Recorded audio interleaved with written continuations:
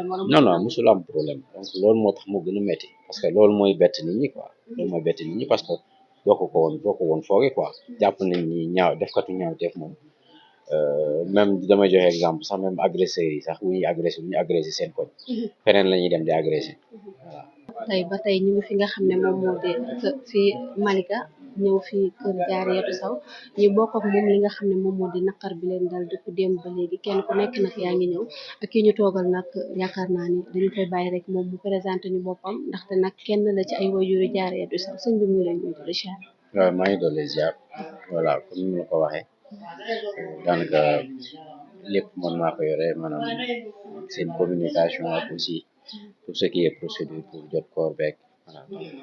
parce que le gars c'est mon meilleur ami donc non Papay Diarry waaw c'est mon meilleur ami donc je lui dois tout quoi donc et ne serait-ce que aussi assistance nit ak nit rek voilà donc war nañ kaa mën a def quoi ndax man Mansour Ndiaye la encore une fois voilà. Mansour Ndiaye ndax mën nañu xam fee yi ni mu demee. bon fee yi comme niñ ko relayer rek donc fee yi que ni Diarry dañ ko trouvé ci benn kër non loin maanaam kër dëkkandoo ci biir néegam ci biir salle de bain am voilà ci anam bu rafetul anam bu ñaaw ñu ray ko waaw noonu lañ ko fekkee voilà parce que ni mu demee réellement mooy que la nuit du 31 décembre vers 0 heure lañ ko mujjee gis donc ñu koy wër ba ci fajar gi après ci lañ dégg yuuxu yi ci kër googu donc après bon bi daal moom moo découvrir corps bi après woo responsable kër gi parce que kër gi c'est en location aussi woo responsable ay locataires ñoo fa ëpp mais le gars bi ñu suspecté woon voilà ne moom moo ko def moom foofu la dëkk donc domicile familial la donc après bi ñu demee noonu nag après ñu ñëw informé ko parents yi leen ki ngeen doon seet seen doom mu ngi ko ne ñun tamit ñu ñëw xam nga jaaxle xam nga métti woon na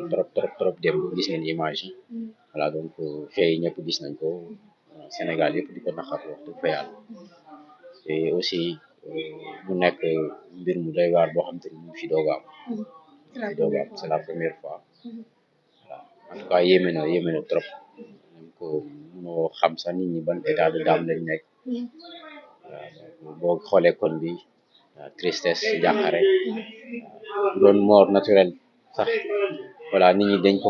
gën a mën a digérer mais ce citoyen faat moromu citoyen ci anam boo xamante ni nii anam bu ñaaw la waaw te aussi li ci gën a metti aussi mu nekk dëkkandoo. viol bi ci am wax am na ci. bon viol bi thèse la boo xamante ni nii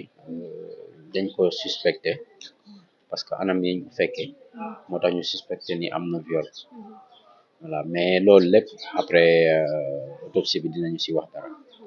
ko defee ñu mën ci communiquer ñu ni viol am na voilà mais pour l'instant li ñu mën a jàpp mooy il y a meurtre voilà te voilà donc police joxe na communication voilà donc woo nañ ñu dem nañ fa def nañ confirmer nañ la plainte et tout donc jàpp nañ waa ji waaw waa ji il a avoué voilà avoué na moom moo ko rey waaw avoué na. waa ji nga xam ne tey moom moo def loolu ñu ñëw ci tur na moom it mu ngi ci turu El Hadj Modou Fall voilà El Hadj Modou Fall la tudd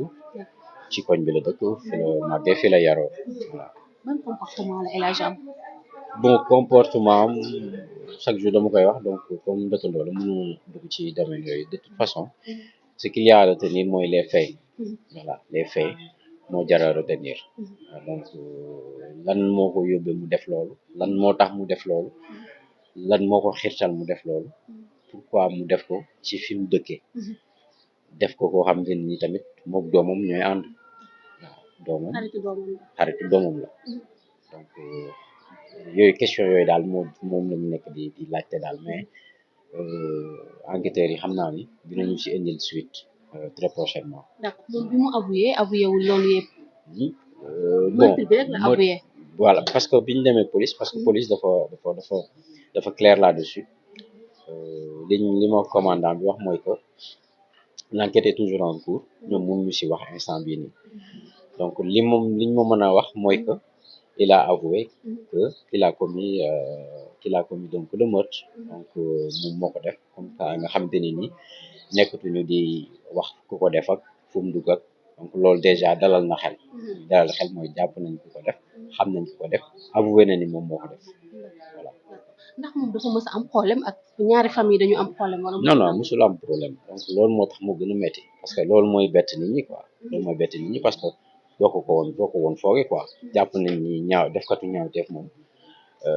même damay joxe exemple sax même agresseurs yi sax bu ñuy agressé seen koñ feneen la ñuy dem di agressé voilà. nekkoon na nit bu licite nit boo xam ne peut-être day jëfandikoo yenn yi. loolu aussi wax naa ne la question bi man yooyu mënu ma see tontu caractéristique personne bi caractéristique de la personne loolu après peut-être police dina ci ñëw ci ay éléments mais man moom mënu ma si tontu mais en tout cas on vivait en parfaite harmonie ici voilà. d'accord gisagoo leen corps bi ba léegi jotagoo leen ci. no corps bi jotaguñ ci parce que corps bi si suba lañ ko yóbbu voilà lañ ko yóbbu fële hôpital du Grand Yoff pour autopsie voilà donc démb ñu ngi ko yóbboon ci conservatoire bu morgue bu Yëmbal pour bi ñu xëyee suba tey lañ ko yóbbu fële donc incha allah demain dinañ def autopsie bi et après bu ñu defee autopsie bi après dinañu ko jox pour après quelques procédures rek après dinañu jox corps bi donc am nañ yaakaar demain incha allah dinañ ci jot mun ko denc ci ngoon gi bu soobee yàlla. yow gis nga corps bi. waaw gis naa corps bi waaw bon c'est yéeme na daal donc doo mën a yegg ci yooyu aussi parce que voilà c'est trop sensible quoi. la toll loo xam ne di nga jàpp ne tey nit war mën a def lii moroomu jullitam surtout ma xale boo xam ne sa xaritu doom la. bon loolu ba léegi aussi il faut ñu xaar autopsie bi rek donc see wax il faut ñu xaar autopsie bi ñu xool lu muy révélé parce que man mën naa gis benn par exemple benn égratignure jàppee ni coup la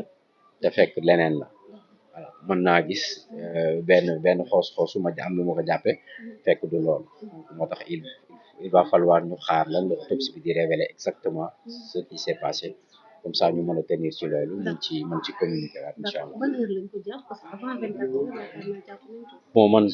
information maa ngi ko amee 20 heures lañ ma woo ni ma finalement jàpp nañ ko. voilà donc loolu aussi police waxuñu si mais d'après li ma dégg nii damay dégg rek nit ñi di wax que ñii ni Thiès ñii ni Yoff. kon dafa doon daw. da doon daw waaw bien sûr da doon daw. donc am nga yaakaar ci suñu Sénégal am nga yaakaar ci suñu police Sénégal que ni li ci war yëpp dinañ ko ci def. bu baax parce que boo xoolee si même jour bi waa ji doon daw ñu arrêté ko donc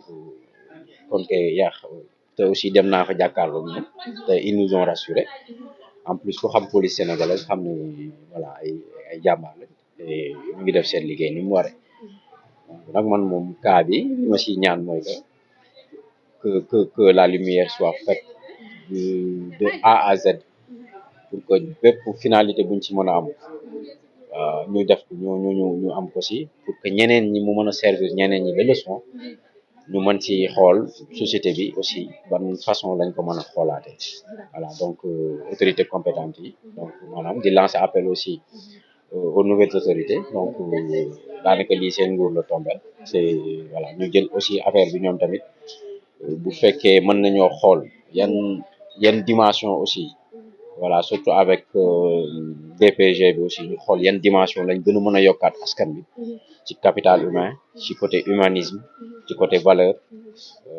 voilà ci côté aussi iman sax laay wax ñu jéem a xool nan lañ mën a tëggaate société parce que comme ni may wax rek peut-être que ñun ñii la dal ñu am visibilité visibilité médiatique bi mais am na ku nekk Fongolemi wala ku nekk Tamba wala ku nekk feneen koo xam te ni nii ñu ngi koy subir mais amuñu fuñ ko jooyee ndax gisuñu média yu mel nii quoi pour mën koo relayer donc lii nii ñun la dal métti na trop mais mën na nekk à l'image de toute la population sénégalaise wala de toute une société ñu jéem ci ut ay jàngat jut ci ay jeexital comme ça ñu mën a xamaat nu ñuy toogaat puis aussi appeler aussi aux parents encore plus de vigilance encore aussi ñu xoolaat fan ban niveau la ñuy yóbbuwaat éducation bi parce que am na solo trop am na solo voilà merci beaucoup. voilà merci beaucoup